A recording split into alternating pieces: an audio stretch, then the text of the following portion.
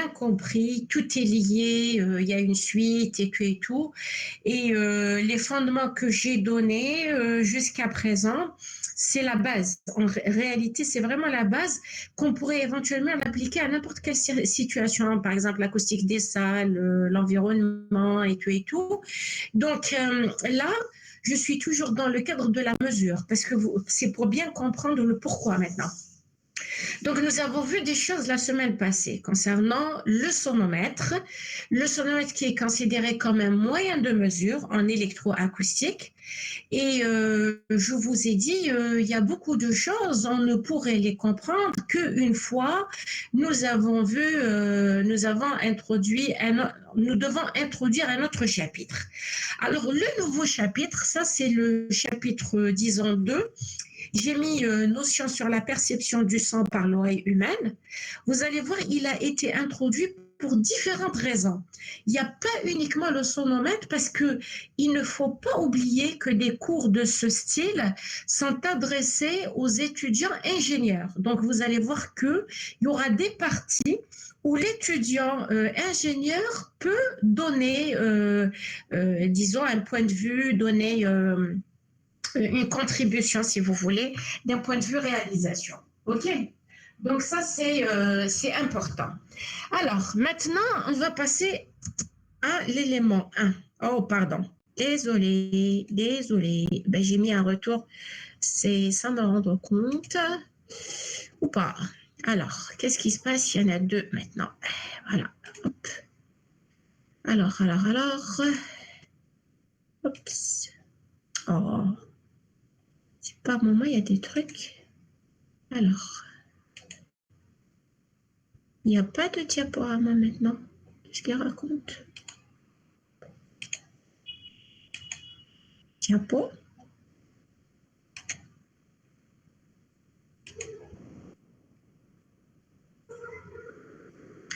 Alors, vous m'excusez, je ne sais pas qu'est-ce qui se passe par moment, il est bien par moment ça.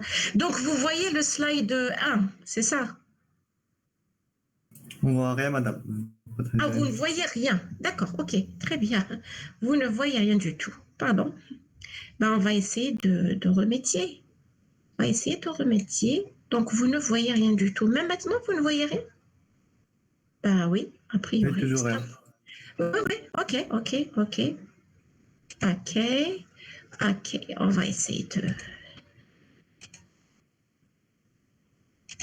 C'est pas normal que des choses qui fonctionnent bien... Alors, donc... Ça, c'était le premier slide que j'ai partagé avec vous. Maintenant, nous allons passer au deuxième. Donc, je vous ai dit, la question qui se pose, pourquoi introduire la notion de la perception du son par l'oreille humaine? Donc, pour comprendre le pourquoi, qu'est-ce que je vais faire? On va essayer de revoir globalement les choses, ce qui a été dit et fait, disons, la semaine passée. Alors, concernant, est-ce que vous voyez le 2? Maintenant, vous le voyez le 2? Oui, madame. Très bien. Donc, alors, pour comprendre le pourquoi de l'introduction du chapitre sur la perception du son de l'oreille humaine, je vais faire un petit résumé. Je ne vais pas trop m'étaler parce que c'est des choses que nous avons vues la semaine passée en détail. Donc, pour cela, nous avons introduit 2 fonctionnalités du sonomètre. Je rappelle, le sonomètre, c'est l'outil de mesure du bruit en électroacoustique ou bien des signaux plus généraux, c'est-à-dire rayonnés par un appareil, rayonnés par un moteur, rayonnés par ce que vous voulez.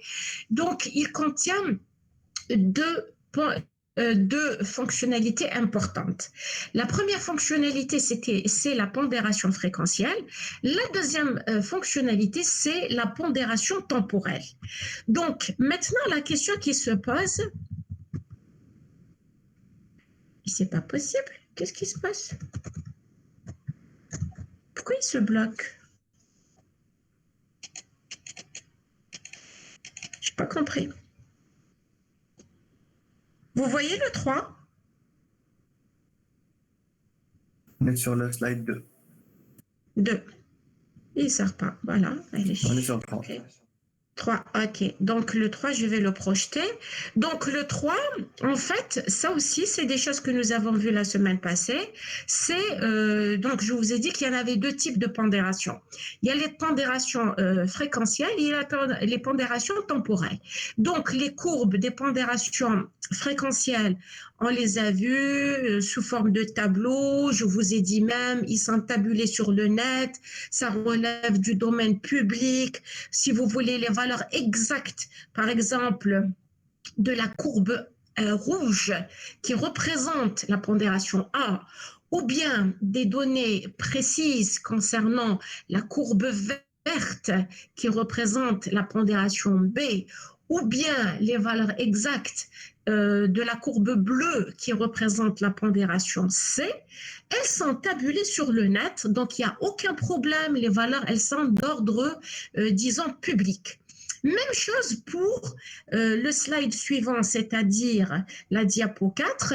J'ai introduit en parallèle, donc il y avait les pondérations fréquentielles et puis après j'ai introduit les pondérations temporelles qui sont en relation avec le temps de réponse de l'oreille humaine. Donc je vous ai dit qu'il y en avait trois types. Le premier type, c'est ce qu'on appelle la pondération fast, c'est-à-dire en français ça donne rapide, la pondération slow, c'est-à-dire en français ça donne la lente, et puis il y a l'impulse. Et bien évidemment, toutes les données que je montre, c'est des données qui sont d'ordre public. Si la personne, elle a envie de réaliser quelque chose, c'est des données qu'on trouve dans la littérature à la portée de la personne et elle n'a qu'à consulter. Donc, après ça, qu'est-ce qu'on avait fait? Je vous ai dit, on est arrivé, c'était ça la conclusion du cours de la semaine passée. Alors, je vous ai dit, ça c'est le slide 5, je vous ai dit comprendre l'origine des pondérations incluses dans un sonomètre, je parle de la pondération temporelle et fréquentielle, revient à introduire les notions sur la perception du son par l'oreille humaine. Donc ça, c'était le slide 5 et on s'est arrêté à ce niveau-là. Donc, je fais exprès de mettre ce genre de rappel. Pourquoi? Parce qu'on rafraîchit la mémoire et en même temps, on continue sur la lancée. Maintenant, on va revenir dans le cadre du cours d'aujourd'hui, c'est le chapitre 2. Et le pourquoi, je vous ai dit, la première raison, c'est à cause des pondérations fréquentielles et temporelles utilisées dans les sonomètres. C'est la raison pour laquelle on est obligé d'introduire des notions sur la perception du son par l'oreille humaine, mais ce n'est pas l'unique raison. Vous allez le découvrir dans le cours d'aujourd'hui. Il y a encore d'autres raisons qui font qu'on introduit ce genre d'informations au niveau du cours. Alors, concernant la perception du son par l'oreille humaine, vous avez bien compris qu'en fait, il y a un genre de filtre au niveau de l'être humain. C'est-à-dire, il y a des fréquences où on arrive à les percevoir, il y a des fréquences où on n'arrive pas à les percevoir. Alors, à cet effet, j'ai mis l'oreille est sensible aux vibrations qui sont comprises entre 20 Hz et 20 kg. En dessous de 20 Hz, on les appelle les infrasons. Et au-dessus de 20 kg, on appelle ce genre d'ondes des ondes ultrasonores que seuls, ici j'ai mis seuls certains animaux peuvent percevoir. Pourquoi? Parce que globalement, sans rentrer dans les détails, parce que vous allez voir, les détails, ça va arriver avec les courbes de Fletcher et Mensen, donc on coupe à 20 Hz et on coupe à 20 kg. Il y a une bande passante et le schéma, il est bien explicite. Vous voyez, tout ce qui est inférieur à 20 Hz, on voit, c'est marqué infrason. Tout ce qui est supérieur à 20 kg, c'est marqué ultrason. Et tout ce qui est entre les deux, on appelle, c'est marqué bande audible par l'homme. Donc là, on est dans les généralités. Mais vous allez voir que dans le programme, on est obligé de mettre de donner quelques notions sur l'oreille humaine. Pourquoi? Pourquoi? Parce que vous allez voir que vous, en tant qu'ingénieur en électronique, d'ailleurs même, je vous ai dit, parmi les projets que j'avais proposés, bon, il y a l'audimètre, l'audiomètre, il y a les prothèses auditives, il y a différents... Et ça, c'est l'électronicien qui fait ce genre de choses. Donc, quand je vais vous donner les informations, c'est dans le sens, c'est pas pour faire un cours de médecine, loin de là, mais on est obligé, par exemple, l'image. Est-ce que vous voyez le slide 7? Le slide 7, est-ce que vous le voyez? Oui, madame. Alors, au niveau du slide 7, par exemple, la courbe qui est à ma droite, c'est une courbe que j'ai tirée d'un livre de médecine. J'ai fait la photocopie et tout, donc je l'ai scanné. Et là, c'est pour montrer les parties pour lesquelles vous allez voir la contribution de l'ingénieur en électronique. Donc, on voit déjà au niveau du schéma, sans rentrer dans les détails, qu'il y a trois parties. Il y a ce qu'on appelle l'oreille externe, elle a son électronique. On a l'oreille moyenne, elle a aussi une électronique particulière. Et puis l'oreille interne, c'est vraiment l'électronique actuelle, sophistiquée et tout et tout. Pourquoi? Parce qu'on va se rapprocher carrément du cerveau. Maintenant, on va détailler élément par élément. Par exemple, on le voit déjà dans le schéma que l'oreille externe, elle va contenir quoi? Eh bien, elle va contenir le pavillon et le conduit auditif. Donc, l'oreille moyenne, elle va contenir quoi? Le tympan et les osselets. L'oreille interne, vous allez voir, il y a la cochlée, les vestibules et tout. Et puis, le tout qui est connecté par le nerf auditif qui est lié au niveau d'une partie du cerveau. Donc là, je vais donner des indications. Pourquoi? Parce que vous allez remarquer, la majorité des étudiants, je dirais, ils ont l'impression que l'oreille humaine, elle est faite uniquement pour entendre. En fait, l'oreille humaine, elle a encore une autre fonction. La fonction, c'est laquelle? Eh bien, tout simplement, elle permet l'équilibre à l'être humain. Les gens qui ont un problème d'équilibre, entre autres, je dis bien parce qu'il y a d'autres maladies, d'autres pathologies, mais entre autres, c'est dû aussi à l'audition. Hein, donc ça, c'est hyper important. Donc là, je fais exprès de vous donner l'essentiel. Hein, ce n'est pas un cours de médecine. L'essentiel pour qu'on ait une idée claire du problème et comment l'ingénieur il va interagir.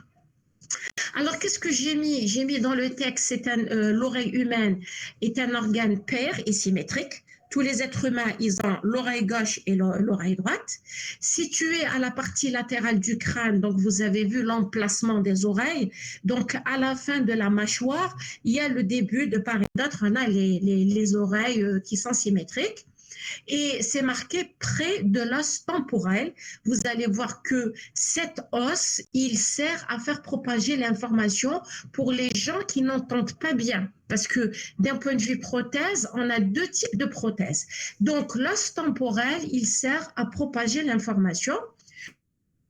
Donc appelé le rocher, qui se trouve sous le lobe temporel du cerveau. Donc, c'est une partie, si vous soulevez les oreilles un tout petit peu, le pavillon, vous remarquez que vous avez une partie qui est dure, c'est de l'os. Cette partie-là, on l'appelle l'os temporel et qui est utilisé pour la propagation du sang, moyennant, c'est une propagation, disons, solidienne, parce qu'il y a celle qui est aérienne, elle va utiliser le conduit auditif, l'intérieur du conduit auditif, et celle qui est solidienne, elle va utiliser l'os temporel. Et puis, l'oreille, j'ai mis l'oreille assure de fonction. Vous avez l'audition, tout le monde le sait, on entend à travers l'oreille, mais le plus important, c'est le maintien aussi de l'équilibre. Les gens qui ont un problème d'équilibre, généralement, on les oriente directement au service ORL pour essayer de trouver le pourquoi. Mais il y a encore d'autres pathologies, il n'y a pas uniquement ça.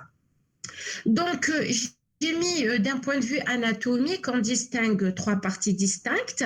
D'ailleurs, elles apparaissent au niveau du schéma qui se trouve à l'extrême droite. Il y a ce qu'on appelle l'oreille externe qui est constituée du pavillon, c'est la partie émergente de l'oreille qui est à l'extérieur, et puis le conduit auditif, donc genre de tuyau.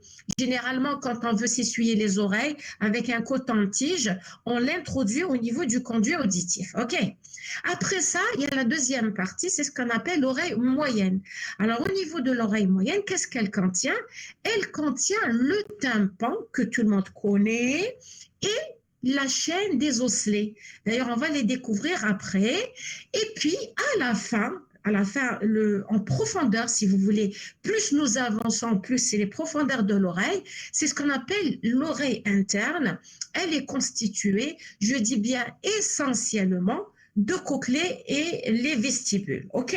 Ça, c'est pour donner un aperçu, disons, global du problème que nous sommes en train d'analyser. Maintenant, je vais essayer de passer élément par élément, c'est-à-dire qu'est-ce qu'il contient et comment on va agir.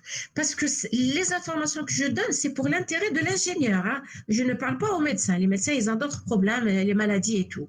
Donc, j'ai commencé par les détails concernant l'oreille externe, puisqu'elle se trouve vraiment à l'extérieur à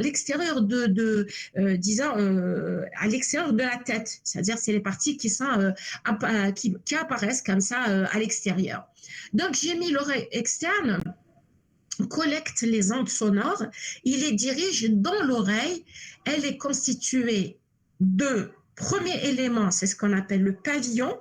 D'ailleurs, vous allez voir que les haut-parleurs auparavant des chaînes de musique, ils avaient la forme d'un entonnoir. Ça, c'est un effet pavillon. Auparavant, on donnait des exercices dessus, des formes exponentielles, des formes cylindriques et tout, pour voir l'effet de la structure par rapport à la propagation de l'onde. Parce que vous allez voir que si on a été créé comme ça, ce n'est pas par hasard.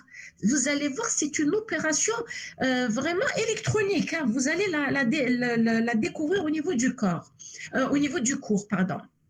Donc, le pavillon, joue un rôle essentiel en atténuant la différence de pression entre l'intérieur et l'extérieur de l'oreille. Pourquoi? Parce qu'il ne faut pas oublier qu'à l'extérieur, l'oreille, elle est exposée à la pression atmosphérique. Mais à l'intérieur, c'est des tubes très, très fins. Donc, la pression, elle va augmenter d'une manière abrupte. Donc, il va jouer le pavillon de rôle d'adaptateur. Si j'essaie d'utiliser des termes en électronique, c'est un étage d'adaptation. Adaptation, bien sûr, du signal, bien sûr. Parce que le signal, c'est quoi? Le signal, c'est une vibration mécanique, c'est une onde qui va s'introduire au niveau de l'oreille. C'est-à-dire, c'est ça l'entrée, si vous voulez. Maintenant que nous avons vu la première partie de l'oreille interne, nous allons voir la suite. C'est ce qu'on appelle la deuxième partie de l'oreille externe, et qui est constituée du conduit auditif. Donc, je suis au niveau du slide 9. J'ai donné une image. Bon, l'oreille externe, le pavillon, c'est connu par tout le monde, on le voit. Maintenant, j'ai donné comment est constitué le canal auditif et il se termine, je dis bien, il se termine avec le tympan. En fait, au niveau de l'image, je ne sais pas si vous arrivez à voir, c'est le centre. Au niveau du centre, il y a une membrane qui est le tympan et c'est le début de la partie moyenne de l'oreille. Mais nous, on s'intéresse au canal auditif qui est une structure tubulaire, mais particulière. Elle est quelque part, elle a ses particularités, et ces particularités, c'est vraiment pour traiter le signal. Hein. Ça veut dire, ce que vous voyez, vous, en équation traitement de signal, eh bien, croyez-moi, le créateur, il nous a créé d'une manière exemplaire, et chaque partie, elle a un rôle particulier. Donc, le canal auditif, je donne ces mesures. Là, c'est des mesures, disons, statistiques. Ça ne veut pas dire que peut-être il y a des cas avec de petites spécificités, mais les spécificités, c'est pas énorme. Donc, on peut trouver du 25,1, 2, des trucs de ce style, ou bien 24,9. Tout ça, ça dépend de ce qu'on appelle le patrimoine génétique de l'être humain. Et bien évidemment, d'une manière générale, le canal auditif, il mesure 25 mm. Ça veut dire il fait 2,5 cm. C'est la raison pour laquelle vous avez les cotons-tiges, ils ont une certaine dimension. On ne les a pas créés comme ça disons, d'une manière miraculeuse, mais en fait, c'est parce qu'on connaît l'anatomie de l'être humain. Donc, vous avez 2,5 cm de long. Et puis, d'un point de vue diamètre, il peut varier de 8 jusqu'à 10 mm de diamètre. Bien évidemment, ceci est lié à l'hérédité de l'individu, c'est-à-dire c'est une plage de variation. Sa forme générale est celle d'un cylindre aplati d'avant en arrière. Ce n'est pas un simple tuyau qui amène le son au tympan. En fait, ça c'est pour vous dire, c'est un tuyau, mais disons sophistiqué. Vous allez comprendre, en fait, c'est la splendeur de la création de l'homme. On va voir le côté électronique petit à petit, d'accord? Donc, on sait que globalement, ça ressemble à un tuyau, mais il est particulier. Il a une forme spécifique qui permet la résonance du son. Cette résonance, elle a été établie expérimentalement. D'ailleurs, on va le voir à travers les courbes de Fletcher et Manson. Maintenant, après avoir vu le contenu de l'oreille, disons, externe, nous allons essayer de voir ce qui se passe au niveau de l'oreille moyenne, c'est-à-dire la partie, disons, intermédiaire. Donc là, je suis en train de projeter le slide 10. Alors, au niveau de l'oreille moyenne, comme je l'ai annoncé tout à l'heure, je vous ai dit, cette partie-là, elle est comprise entre l'oreille externe et l'oreille interne.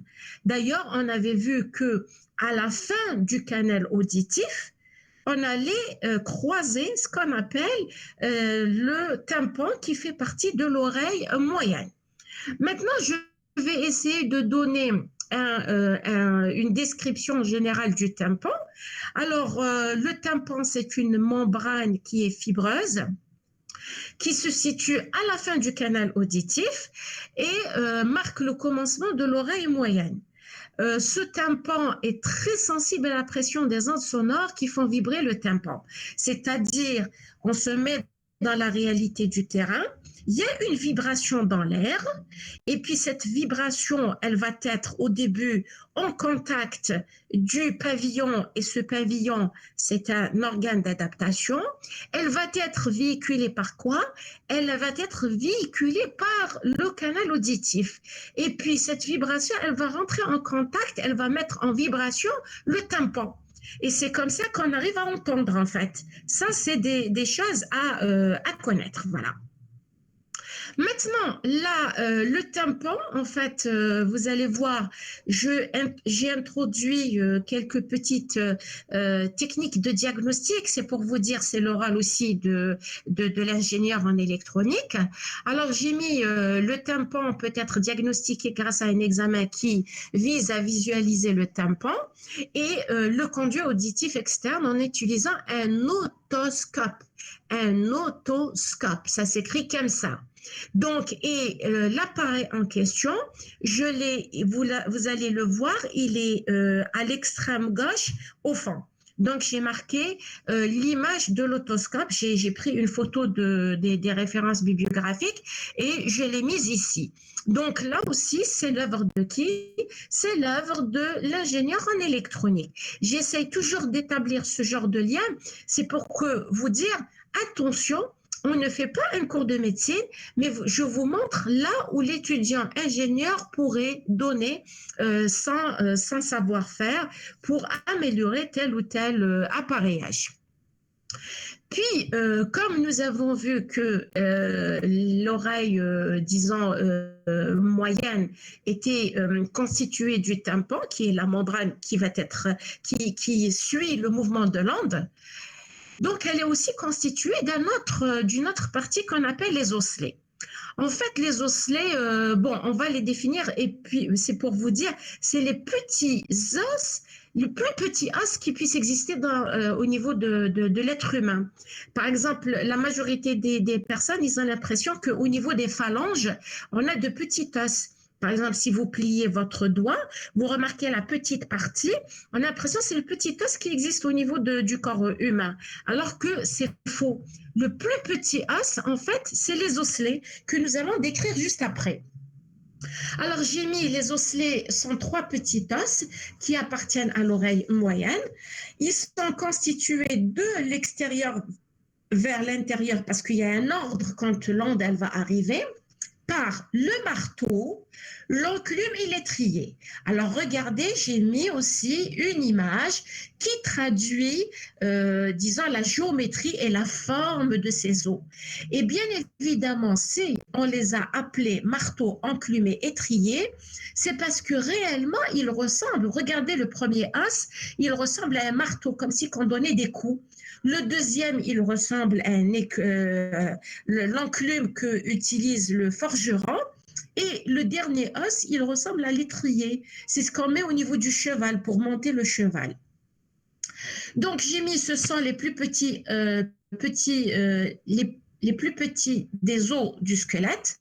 L'étrier transmet au liquide entourant la cochlée une pression égale à 30 fois la pression acoustique reçue par le tympan. Donc, vous comprenez très très bien parce qu'il y a même un système de muscles que je vais introduire après qui permet tantôt d'atténuer, tantôt d'amplifier les signaux. Ça veut dire, d'un point de vue mécanique, notre créateur a construit un système qui va s'adapter à n'importe quelle situation. Quand il y a des sons très très forts pour éviter la saturation, il y a une atténuation des ondes et quand les signaux ils sont trop faibles, il y a un phénomène d'amplification du signal, mais ceci se fait d'une manière physiologique, ok? Donc c'est quelque chose qui apparaît comme ça. Et ça, c'est pour montrer comment l'être humain, il a été, disons, créé avec toutes ces complexités. Donc là, au niveau du slide 12, j'ai essayé de vous montrer d'une manière générale comment est constitué un schéma, l'appareil auditif qui est destiné pour des personnes qui ont des problèmes d'audition. Je précise pour les gens qui ne le savent pas, mais je le dis quand même, généralement, quand quelqu'un n'entend pas bien, ça ne veut pas dire qu'il n'entend pas partout dans n'importe quelle gamme, c'est-à-dire de 20 Hz jusqu'à 20 kg. Non, en fait, il peut être défaillant dans certaines fréquences. Et généralement, les fréquences les plus, disons, atteintes, c'est aux alentours de 1 kg, 1 kg, 2 kg. Ça, c'est les fréquences les plus touchées, en fait, chez l'être humain, dû au bruit qui est rayonné. Par exemple, dans une entreprise, supposons c'est un monsieur qui était en bon état et puis après 30 ans d'exercice, il était toujours, disons, il travaillait dans un endroit qui était bruyant et qui rayonnait toujours des mêmes fréquences et tout et tout. Donc, à la fin de sa carrière, il va avoir un déficit d'un point de vue fréquentiel de certaines fréquences, mais pas la totalité. Et quand on part chez l'audioprothésiste, il va justement faire une audiométrie de l'oreille pour détecter là où réside la défaillance. Et généralement, il va traiter les fréquences où il y a un problème. Par exemple, on va dire 1 kg 2 kg, 1 kg 8, tout dépend des cas de figure parce que ceci est lié à l'environnement dans lequel la personne elle est en train de bosser et de travailler. OK. Et d'une manière générale, les appareils auditifs, ils comprennent en fait 3 parties distinctes. Alors, il y a le microphone qui est généralement placé à l'entrée du système. Et puis, vous avez une amplification, c'est un amplificateur. Il va amplifier les fréquences qui sont défaillantes chez la personne. Et puis, à la fin, les tâches de sortie, c'est-à-dire comment on va améliorer la qualité du signal pour la personne qui entend mal. cette manière de faire, on en a deux manières. On a soit par le biais d'un écouteur, vous avez un écouteur qu'on place à l'intérieur de l'oreille humaine, ou bien il y a ce qu'on appelle le vibrateur osseux qui va utiliser l'os temporel. C'est-à-dire, il y a deux manières de faire propager le signal après avoir traversé l'amplificateur. Là, j'essaie de vous donner, puisque c'est un module de découverte, j'essaie de vous faire découvrir des choses qui existent en fait. C'est-à-dire, si vous essayez de voir chez un audioprothésiste, il va vous donner les différentes, parce que même dans ça, il y a différentes catégories. Là, c'est un schéma synoptique global qui décrit n'importe quelle situation. Donc, après avoir vu ce genre de choses, je continue. Maintenant, je vais m'attaquer à la troisième partie de l'oreille, c'est le slide 13. Alors, c'est ce qu'on appelle l'oreille interne. En fait, là, c'est pour vous rassurer que auparavant, disons depuis le 19e siècle, d'un point de vue pathologie, on pouvait guérir uniquement les problèmes relatifs à l'oreille externe et moyenne, à la limite. Mais les dernières années, avec la microélectronique, eh ben, sachez que on a atteint au niveau, il y a des opérations chirurgicales, c'est ce qu'on appelle les implants cochléens. Vous savez que on essaye de remédier pour des pathologies particulières, hein, parce que même l'opération, c'est une opération chirurgicale, c'est-à-dire quand quelqu'un il passe par un bloc opératoire, ce n'est pas quelque chose de simple. Ok. Donc l'oreille interne, elle est constituée de deux parties, donc, mais la plus importante qui est en relation par rapport aux électroniciens, c'est la cochlée. Parce que les implants cochléens, c'est de la microélectronique. Hein. C'est les gens qui veulent pousser l'électronique parce que vous, dans votre formation, on va vous donner que quelques rudiments de la microélectronique, mais sachez que dans la spécialité, il y a beaucoup de personnes qui travaillent sur la microélectronique. Donc, alors la cochlée, là, j'essaie de lui donner sa fonction et comment elle se présente. En fait, elle ressemble un tout petit peu à un escargot, un tout petit peu. Donc, c'est un effet, en fait, c'est pour traiter le signal. Cette formulation géométrique, croyez-moi sur parole, c'est pour traiter le signal. De telle sorte, à la fin, vous allez avoir un signal parfait. C'est pour voir la grandeur de la création humaine. On a beau avancer dans les technologies, mais l'être humain, c'est une création divine. Hein. C'est quelque chose d'extraordinaire. Hein. Donc, la cochlée est un organe creux en forme d'escargot. Il est rempli d'un liquide appelé l'endolymphe. Et il y a même des maladies qui sont en relation avec ce liquide-là. Donc, mais aussi, il y a des traitements, bien évidemment. Et la cochlée, elle constitue la dernière étape de l'intégration du sang avant le nerf auditif, parce que s'il vous plaît, il faut se mettre à l'idée. Après la cochlée, quand on atteint le nerf auditif, ce n'est plus une vibration mécanique, mais c'est un signal électrique. Ok, nous allons le décrire après. Hein. C'est uniquement pour vous dire comment se fait le codage, parce que vous allez avoir un codage et un décodage. Donc, le signal, il est analytique, plutôt pas analytique, pardon, vous m'excusez, il est analogique, c'est une vibration qui va se propager et tant qu'elle est au niveau de la cochlée, c'est toujours un signal analogique, mais pourquoi? Parce que c'est une vibration mécanique qui se propage, mais à partir de nerfs optiques, auditif, vous allez voir que c'est un signal électrique qui va être transmis au niveau du cerveau. Donc, j'ai mis les cellules ciliées situées dans la cochlée et stimulées par le mouvement de l'endolymphe peuvent ensuite exciter les fibres nerveuses du nerf auditif. Donc, ça veut dire tout simplement, vous avez un signal qui se propage à l'extérieur dans une salle, et puis après, il y a l'oreille humaine à travers le pavillon, elle va l'adapter. Après, il va être véhiculé dans le tube auditif, le canal auditif. Et puis après, ce signal-là, il va mettre en vibration le tympan. Après le tympan, donc il y a le marteau, l'enclume et l'étrier pour pouvoir amplifier et atténuer les signaux à travers un jeu de muscles, parce qu'il y a des muscles qui vont agir sur ces osselets. Et puis après, la dernière étape, c'est la cochlée. Donc là aussi, c'est un conditionnement du signal. Vous voyez bien que j'utilise une terminologie utilisée en électronique. Donc, il va être conditionné pour qu'il soit accepté et transmis au niveau du nerf auditif sous forme de signal électrique. Donc, une fois que nous avons vu cet aspect-là, donc on va encore continuer.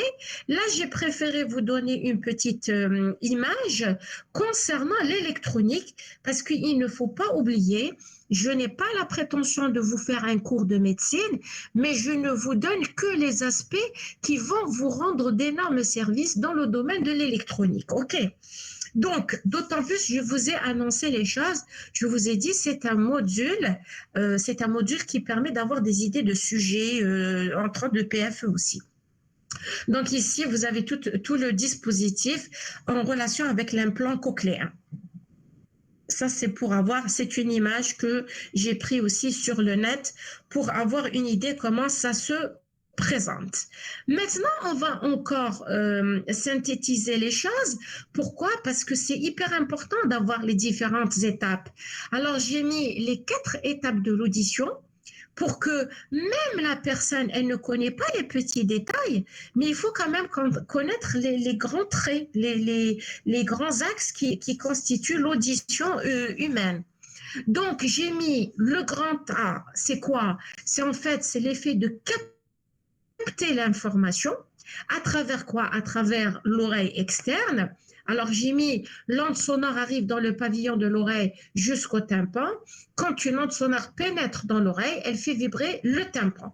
Après être véhiculée dans différentes parties, entre autres le canal auditif, entre autres. Hein. Et puis, il y a la deuxième étape, c'est transmettre la vibration, moyennant quoi? Moyennant l'oreille moyenne, donc qui est constituée, donc on a vu tout à l'heure qu'il y avait le tympan et les osselets. Donc, le tympan met en mouvement le marteau, l'enclume, l'étrier. Donc, c'est ce qu'on appelle les osselets. Et puis, il y a les muscles, parce qu'en fait, ces os, ils sont liés par des muscles. C'est comme l'histoire du doigt. Regardez votre doigt. Il y a des phalanges. Mais ces phalanges, en fait, qu'est-ce qui fait qu'elles se plient et elles s'ouvrent? Comment se fait-il, vous arrivez à prendre un cartable, un cahier, un stylo? C'est parce qu'il y a un flux, un signal électrique qui va donner l'ordre de plier le doigt, de l'ouvrir. Donc, vous comprenez très, très bien que l'os tout seul ne peut rien faire. Pourquoi? Parce que c'est le muscle qui va donner le mouvement. OK? Donc, en fait, un être humain, quand on le voit, c'est vrai, on le décrit, mais on ne regarde la grandeur de l'être humain, c'est une fois qu'on voit la spécificité et le rôle de chaque partie. Par exemple, si je prends les muscles sans les os, il n'y aura pas de structure, il y aura un amas de choses. C'est-à-dire, c'est comme si un amas de graisse ou bien un amas de muscles et tout. Mais notre créateur, il a pensé à donner quelque chose d'extraordinaire. Donc, vous avez l'os, il est habillé par le muscle et le muscle, c'est lui qui va recevoir le flux nerveux qui permet de faire des contractions. Donc, je le dis, c'est en relation avec les osselets. Donc, ces osselets, ils sont liés à des muscles. Par contraction, ils amplifient ou bien ils limitent la transmission du sang au niveau de la partie interne, ok? Parce que c'est vraiment la limite, on va franchir l'autre étape. Alors, j'ai mis au niveau de la partie 3, que j'appelle coder l'information, parce que n'oubliez pas, c'est à partir de la fin de cette partie que vous avez la vibration mécanique qui est transformée en signal électrique, ok? Donc, alors, qu'est-ce que j'ai mis? Le codeur, c'est quoi? C'est en fait, il se trouve au niveau de l'oreille interne. L'oreille interne contient l'organe de l'ouïe, mais aussi le système vestibulaire. Donc, c'est un organe de l'équilibre. D'ailleurs, les gens qui ont des problèmes d'équilibre, quand ils partent chez l'ORL, ils essaient de les secouer. C'est-à-dire, on les secoue pour mettre de l'ordre au niveau, parce qu'il y a des cristaux au niveau de l'oreille humaine. Donc, la cochlée abrite l'organe de Corti. D'ailleurs, il y a des maladies en relation avec la partie qu'on appelle l'organe de Corti et les cellules ciliées. Ces cellules sensorielles vont capter le sang et les transformer en signaux nerveux. Donc, pourquoi? Qui sont transmis au cerveau par le nerf auditif. Donc, vous comprenez très très bien, c'est le lieu où s'opère le codage de l'information. Elles sont responsables de notre capacité à percevoir les sons. Donc, quand au niveau du cerveau, ce qui va arriver, c'est un signal qui est électrique. Alors, dans le slide suivant, qu'est-ce que j'ai mis? Eh bien, j'ai mis un schéma qui va traduire tout ce que nous venons de voir au niveau de cette partie. Alors, pardon, je n'ai pas encore terminé parce qu'il y a l'interprétation. Donc, la dernière partie, c'est l'interprétation. Elle se fait où exactement? Eh bien, c'est au niveau du cerveau. Donc, vous allez voir qu'au niveau du cerveau, le mode apprentissage est important. Et le mode apprentissage, vous allez me dire, c'est quoi? Eh bien, tout ce que vous avez appris depuis votre enfance. Par exemple, quand quelqu'un il va vous parler en chinois et vous n'avez jamais appris le chinois, vous n'allez pas comprendre, mais vous allez recevoir le signal. Je ne sais pas si vous arrivez à comprendre la nuance. Donc, j'ai mis le cerveau est entraîné à distinguer des sons très proches, à reconnaître des associations de sons particulières, la parole, la musique, le bruit et ainsi de suite. Donc, si l'information, parce que regardez le schéma, comment il est fait, vous avez un homme ou bien un haut-parleur qui est en train de rayonner quelque chose, un discours et tout. Donc, l'oreille externe, elle va capter l'information à travers le pavillon. Vous remarquez, c'est une forme en entonnoir. Pourquoi? C'est pour simplifier, parce que quand on fait de la modélisation, on ne peut pas prendre la réalité de l'oreille. L'oreille, elle est complexe à modéliser. Donc, on prend des modèles très simples. Donc, ici, c'est un effet entonnoir. Vous avez le canal auditif, c'est un tube. Et puis après, ils ont mis, pour transmettre l'information au niveau de l'oreille humaine, il y a le marteau, il y a l'enclume, et puis il y a l'étrier. Alors au niveau de l'étrier, il est lié directement à l'oreille interne. L'oreille interne, elle va traiter l'information. Par la suite, elle va transformer la vibration mécanique en un signal numérique électrique. Donc c'est la raison pour laquelle vous avez des 1 et des 0 qui vont être transmis via le nerf auditif au niveau du cerveau pour que l'information soit, assimilée, décodée, pour qu'on puisse interpréter et comprendre de quoi il s'agit. Si quelqu'un il vous dit « attention, il y a le feu », eh bien, le cerveau, si je vous dis cette phrase-là, le cerveau, qu'est-ce qu'il va faire? Directement, il va vous donner un ordre « sortez de la maison ». Il y a le feu, ou bien éteignez le feu. La première, ça dépend dans quelle situation on se trouve. Est-ce qu'il y a de l'eau à côté? Donc directement, il va analyser, il va traiter l'information rapidement. C'est des informations qui sont, c'est faramineux. Je vous assure que les gens qui s'intéressent à cet aspect-là, vous allez découvrir la grandeur de l'être humain. Je pense que quand vous allez apprendre ce genre de choses, vous allez avoir beaucoup de considération à l'être humain. Pourquoi? Parce qu'il a été créé d'une manière exemplaire. Elle est parfaite. Donc, imaginez-vous, quelqu'un, il vous dit, regardez la première partie, l'homme, il est en train de crier, attention, il y a le feu. Directement, le cerveau, il entend, il va donner un ordre. L'ordre, c'est lequel? Soit d'éteindre le feu, soit de quitter l'espace. Éteindre le feu quand on peut le maîtriser, quitter l'espace si la situation elle est dramatique, il faut sauver sa peau pour ne pas cramer, pour ne pas mourir. OK? Est-ce que c'est OK la jeunesse? Oui. Bien, on continue. Oui, madame. Voilà, on va continuer. Maintenant, on va rentrer un peu plus dans les détails. Alors, je suis dans le slide 17. Je le partage avec vous. Maintenant, on va essayer de voir qu'est-ce qui se passe exactement. Je ne cessais de vous dire, l'oreille humaine, c'est un filtre intelligent, c'est un filtre intelligent, et vous allez le découvrir de vous-même. Ça, c'est parmi les merveilles. En fait, tout est merveilleux. Si on va étudier le cœur, ça va être la même chose, les reins, la même chose. C'est une splendeur, en fait. L'être humain, c'est une splendeur. Pourquoi? Parce que actuellement, là, c'est pas le médecin qui parle, hein, je parle d'un point de vue technique. On essaie de faire des choses, mais on est très loin. On est vraiment très très loin parce que c'est des choses qui ont été déclenchées depuis la nuit des temps. Et imaginez-vous, jusqu'à présent, et on n'arrive pas à tout comprendre. C'est ça ce qui est vraiment merveilleux. Il y a beaucoup de mystères, il y a beaucoup de choses où on a du mal à les assimiler et les comprendre. Et tout ce qui n'est pas compris actuellement, on le met dans le cadre du paranormal ou bien c'est des choses où il n'y a pas d'explication plausible. Voilà. Donc maintenant, graduellement, on va rentrer dans les détails. En fait, les détails que je donne maintenant à partir du slide 17, c'est pour vous faire comprendre comment l'appareil sonomètre il a été créé. Donc, il n'a pas été créé comme ça du jour au lendemain. C'est parce qu'il y a eu des études, il y a eu des gens qui voulaient comprendre et tout et tout. Et là, on va aboutir aux fameuses courbes de Fletcher et Manson qui ont été découvertes en 1933. S'il vous plaît, gardez la date.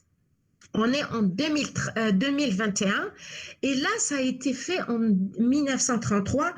Et vous allez voir, à la fin de mon cours, que, en dépit de toutes ces années-là, pratiquement l'être humain n'a pas avancé d'iota. Vous allez le découvrir en fait. Alors, j'ai mis la sensibilité de l'oreille humaine et le concept de Sony. Donc, vous allez comprendre que maintenant, il y a quelque chose qui va apparaître. Disons, elle va arriver graduellement et vous allez mieux comprendre les choses.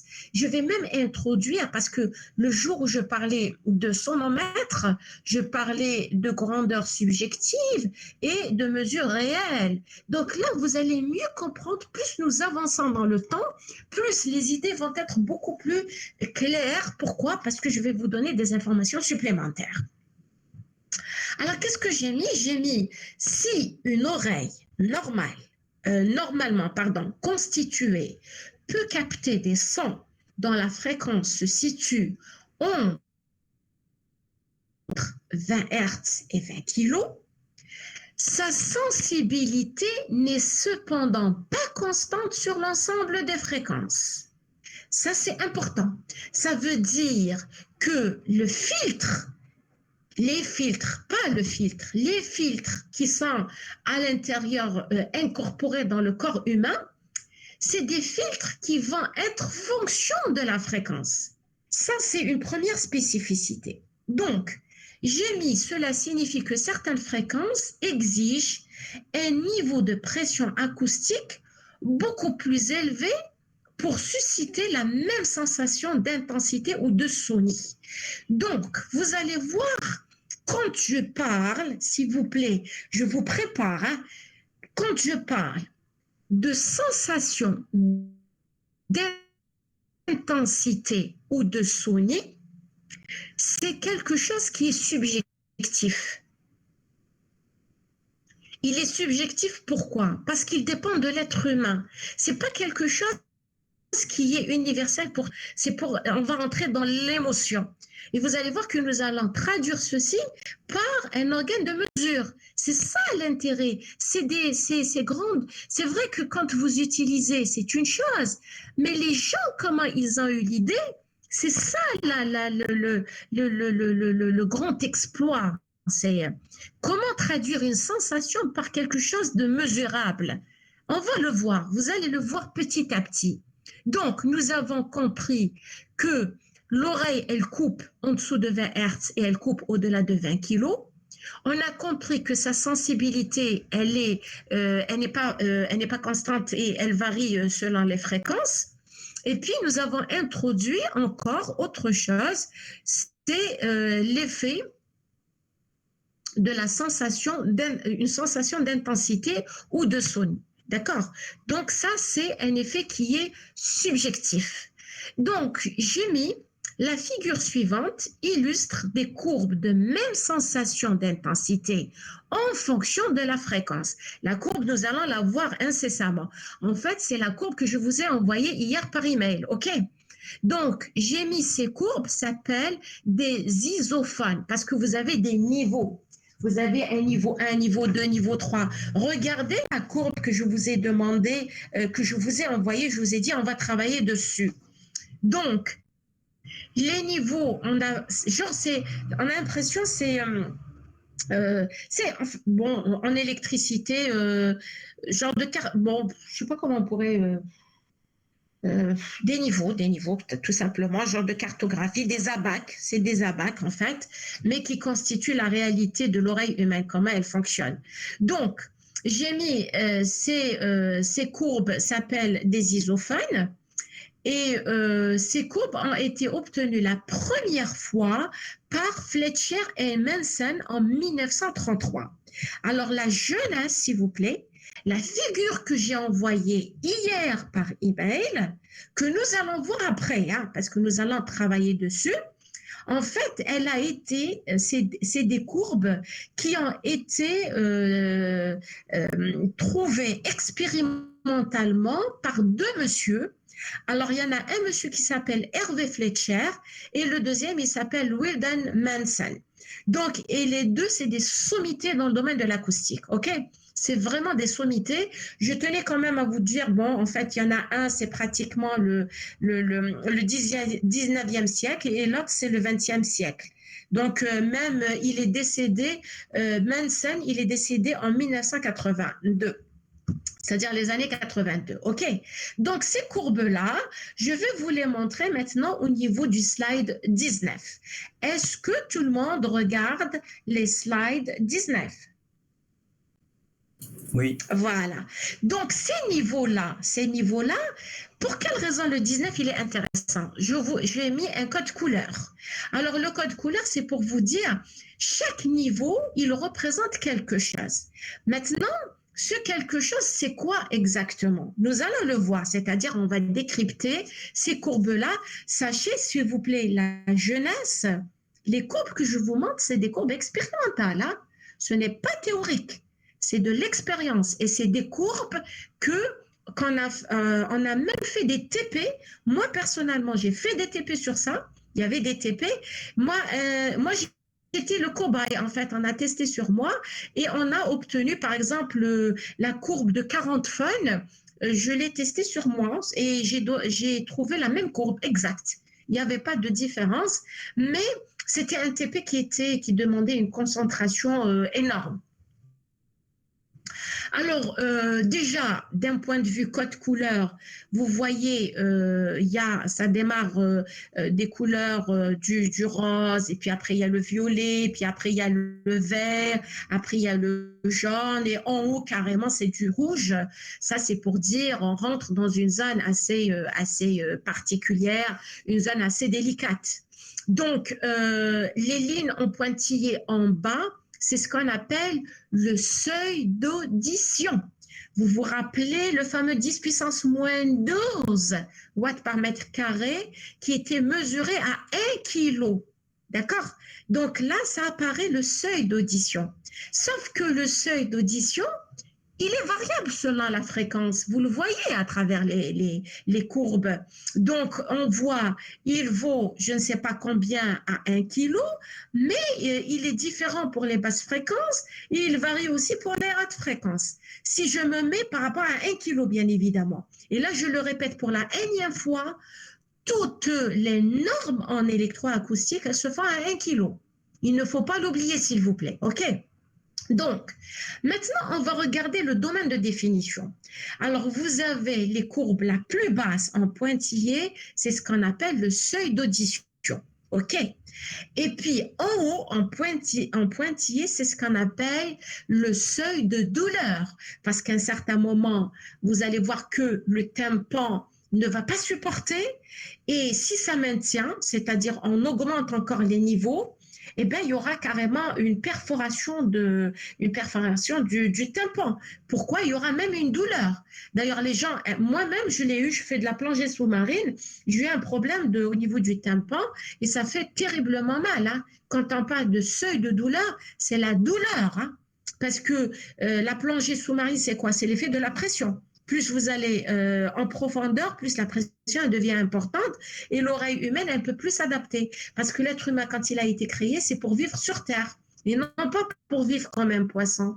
Est-ce que vous regardez vous comprenez la splendeur de l'être humain? Quand il nous a créé le Créateur, on est des mammifères, mais on n'est pas des poissons, on n'est pas des amphibiens. L'amphibien, il vit sur terre et sous l'eau. Comment on appelle ça? Le poisson, il est que dans l'eau. Si vous mettiez le poisson sur terre, sur du sol, enfin un sol, un terrain et tout, il va mourir. Pourquoi? Parce qu'il n'a pas son milieu. Ses organes ne vont pas fonctionner selon sa conception. OK? Donc, alors, j'ai mis aussi des commentaires, mis à part le fait, vous voyez, on démarre de 0, vous avez 0, 10, 20, 30, 40, jusqu'à 120, c'est le seuil de douleur. 130, c'est la perforation carrément du tympan, donc la personne, elle a un tympan qui va disparaître. Et j'ai mis quelques petites remarques. J'ai mis les courbes isosoniques présentent un minimum à partir de 2 kg jusqu'à 4 kg du fait de la résonance du conduit auditif. D'ailleurs, c'est une zone qui est très délicate. Donc, OK, il y a un phénomène de résonance en raison de la géométrie. D'ailleurs, on a été créé dans ce sens-là. C'est qui fait qu'il y a une forme de sensibilité. Ça passe par un minimum. Il y a des minimums ici. Ça veut dire tout simplement ici, c'est une zone à analyser. On va voir autrement. Les courbes, on va les traduire autrement après. Donc, une fois que nous avons vu ceci, maintenant, je vais traduire par des équations. L'être humain, il aime bien voir aussi des équations. Donc, je suis au slide 20. Vous suivez? 20? Oui, c'est bon? Oui. Oui, madame. Très bien. Donc là, je vais traduire avec des équations très simples que vous avez déjà vues dans votre formation auparavant. Les autres chapitres, j'ai mis les connaissances générales et basiques.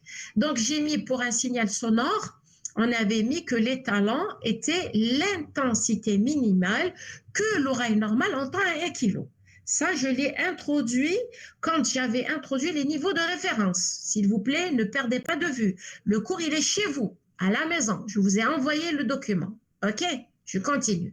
Sa valeur obtenue à partir de tests effectués sur un échantillon d'individus ne présentant aucune pathologie vaut 10 puissance moins 12 watts par mètre carré. C'est ce qu'on appelle le seuil d'audition. Maintenant, si je prends cette valeur, puisque ça c'est en même temps c'est une référence, OK? Si je vais inclure le I0 dans mon équation, qui est à gauche, je vais avoir I0 sur I0, je vais avoir le log de 1, il va me donner 0, donc 10 fois 0, c'est 0 dB. OK? Maintenant, je continue. De même, à partir de tests effectués sur un échantillon d'individus ne présentant aucune pathologie, le seuil de douleur, il est égal à 1 watt par mètre carré. Je prends la même équation et je vais mettre 1. Donc, le 10 puissance moins 12 qui représentait le niveau de référence, le niveau d'intensité de référence, il va monter au niveau du numérateur, il va devenir 10 puissance 12. Je vais utiliser la loi du logarithme. La puissance, elle va être multipliée avec le 10. Et puis, le log de 10 est égal à 1, le log décimal. Donc, je vais avoir 120 dB. Donc, vous comprenez très, très bien la gamme dans laquelle on est en train de travailler, c'est entre 0 et 120 dB. Mais sachez que quand les niveaux ils sont très élevés, ça fatigue l'oreille humaine parce que les courbes que je vous ai montrées, c'est des courbes expérimentales. Donc, sachez une seule chose, c'est l'être humain qui va subir cette partie, cette expérience. Alors, s'il vous plaît, regardez le slide 21. C'est toujours une autre formulation des courbes, c'est uniquement pour vous habituer à lire les courbes et tout. Vous remarquez l'échelle verticale, c'est marqué Sound Pressure Level, c'est le SPL, dB, RE, ça veut dire référence 2 fois 10 puissance moins 5 pascal, ou bien ils auraient pu écrire 20 micropascal directement. OK? C'est du pareil au même. Ça, c'est pour vous habituer à lire les documents sans trop de difficultés. Mais c'est toujours la même information. Elle est uniquement, disons, présentée différemment. OK? Maintenant, je continue encore. Maintenant, la question qui se pose, et c'est la fondamentale, comment s'effectue, j'ai fait exprès de le mettre sous forme de question, comment s'effectue la conversion d'une unité physique, qu'on appelle le décibel, que nous avons vu dans les autres chapitres, avec à une unité physiologique qui est le fun, parce que vous avez compris que les courbes de Fletcher et Manson, c'est des isophones, mais leur unité, je dis 20 fans, 30 fans, 40 fans, 50 fans, 0 fans, ok. Mais en fait, comment je vais faire le passage d'une unité à une autre? Une unité qui est physique à une unité qui est physiologique. Je ne sais pas, vous, c'est ça le génie en fait. Le génie, il arrive à ce niveau-là. Donc, eh ben, tout simplement, ils ont pensé à mettre une chose, donc ils ont inventé une unité. Oh, ça m'embête, l'étudiant, il est en train de. Je ne peux pas basculer quand je suis dans un monde de. Enfin. Alors, hop, il est sorti, il est parti. Il est parti. Bon.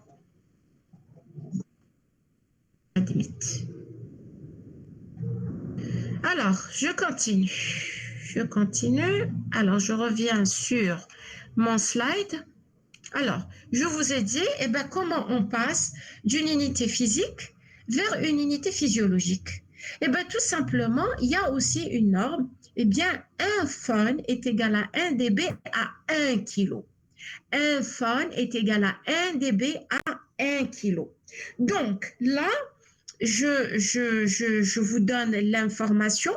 Donc, à 1 kg, l'échelle physiologique et l'échelle physique, c'est idem, c'est la même chose. Donc, ça veut dire, je vais prendre mon sonomètre à 1 kg et quand je dis 20 fans, ça veut dire c'est 20 dB, tout simplement. Quand je dis 40 fans, eh ben, c'est 40 dB. Donc là, je sais très très bien comment il fonctionne mon sonomètre. C'est des grandeurs qui sont physiques, purement physiques. Maintenant, je m'intéresse aux fans. Alors, pour s'intéresser aux fans, qu'est-ce que je vous demande de faire? C'est de tirer votre courbe. Alors, est-ce que vous avez la courbe que je vous ai envoyée, s'il vous plaît? La courbe envoyée par email hier. Est-ce que vous l'avez vue? Est-ce que vous avez vu les commentaires qui venaient avec? Est-ce que vous avez travaillé dessus? C'est celle qui est devant vous, madame. On a la même. Eh oui, là, celle que j'ai envoyée par email hier. C'est un exercice en Juste le fait. fichier. Pardon? Laissez-nous juste ouvrir le fichier. Là, non, oui, ouvrez le fichier, mais en fait, c'était un exercice. Moi, je voulais que les étudiants lisent ce que je vous ai envoyé. C'est un exercice. Je ne sais pas si vous comprenez, moi, je suis en train de fournir des efforts pour que vous ne sentez pas le manque. En fait, j'ai essayé de faire réellement, je fournis des efforts comme pas possible, parce que normalement, vous avez des TD, vous avez des TP, vous avez plus l'horaire. Imaginez-vous, l'année passée, je faisais 1h30 de cours. Là, cette année, c'est 1 heure. Donc, c'est un exercice. Est-ce que vous avez essayé de le faire? Dites-moi. Oui, soyez honnête. Allô, allô? Non, madame, pour ma D'accord. part, j'ai juste lu. Vous avez uniquement lu. Alors, regardez. Moi, ce que je vous propose, il est 2h moins 20. Donc, moi, ce que je vous propose, le slide, regardez que je vais projeter maintenant. C'est un slide que je donnais à mes étudiants quand on faisait le TD, OK? J'ai pris une situation particulière, je prends une isophone quelconque. J'ai pris celle de 40 dB. Pourquoi 40 dB? Donc, je vais me mettre à 1 kg, regardez, 1 kg, et je sais qu'à 1 kg, le 40 dB est égal au 40 fans, OK? Et puis, j'ai demandé aux étudiants de prendre un code couleur, de tracer un code couleur l'isophone de 40 phones. C'est une courbe d'isosоnie. J'ai sélectionné celle de 40 phones. Avec un code couleur, je mets du rouge ou quelque chose de ce style. Et puis, on commence à commenter le texte que je vous ai envoyé. Est-ce que vous avez le texte sous les yeux, s'il vous plaît? Oui. Hey, mais pour mieux voir, parce que après on fait des projections, regardez, je mets un code couleur sur l'isophone de 40 phones. Je mets un code couleur, une couleur, et puis après je commence à voir par fréquence, je fais des projections, axe X et axe Y, axe X, axe Y. Alors regardez qu'est-ce que j'ai mis. J'ai mis un son de 1 kg ayant un niveau de pression de 40 dB et perçu aussi intense qu'un son pur ayant une fréquence de 22 Hz et un niveau de pression de 88 dB. Ou bien encore un son de 3,5 kg avec un niveau de 34 dB. Ça veut dire les basses fréquences, il faut fournir des niveaux très élevés pour avoir la même sensation à 1 kg. Ça, c'est des courbes d'égale sensation. Vous allez me dire, comment on les a trouvées?